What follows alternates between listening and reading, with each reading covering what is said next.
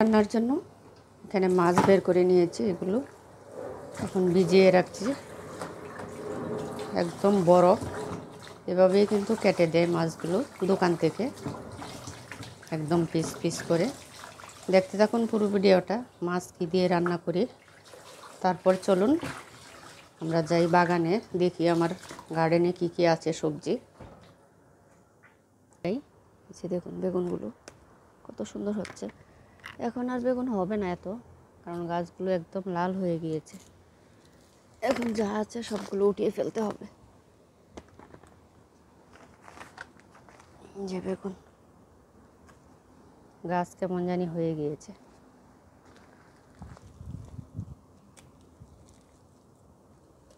এক একটা গাছের মধ্যে এক এক রকম বেগুন হয়েছে।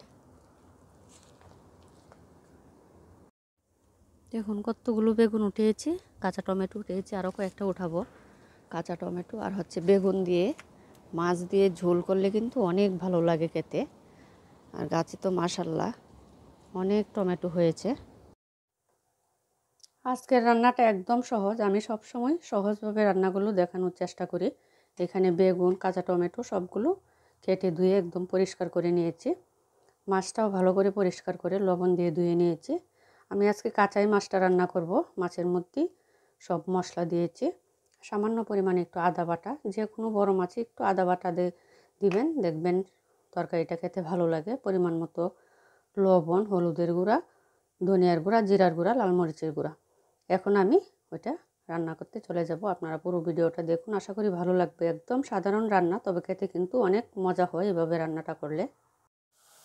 আমি এখানে পরিমাণ মতো তেল দিয়ে পেঁয়াজ কুচিটা হালকা একটু ভেজে নিয়েছি।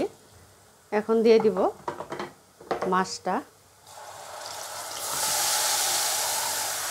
দিয়ে অল্প একটু পানি দিয়ে 10-15 মিনিটের মতো ভালো করে মাছ এবং মশলা একসাথে কষাতে হবে। যেহেতু মাছটা কাঁচা রান্না করছি, এটা ভালো করে কষিয়ে নিতে হবে। মাছটা আমি ভালোভাবে কষিয়ে নিয়েছি। এখন আমি মাছটা উঠিয়ে তারপর সবজিগুলো দিব, কারণ মাছটা যেহেতু কাঁচা, সবজির সাথে দিলে কিন্তু মাছটা ভেঙে যাবে। এখন আমি সবগুলো মাছ উঠিয়ে নিচ্ছি। এখন আমি কেটে রাখা সবজিগুলো সব দিয়ে দিব। আলাদা পানি দেওয়ার প্রয়োজন নেই। বেগুন কিন্তু একটু আগে কেটে রাখলে এরকম কালো হয়ে যায়, এগুলোতে প্রচুর আয়রন থাকে, সেজন্য এরকম হয়। এখন ভালো করে মিক্সড করে 10 মিনিটের মতো কষাবো সবজিগুলো। বেগুন ভালো করে কষিয়ে নিয়েছি, এখন মাছটা দিয়ে দিব। মাছটা দিয়ে পরিমাণ মতো ঝোল দিয়ে দিব। এটা কিন্তু ঝোল ঝোল হবে একটু।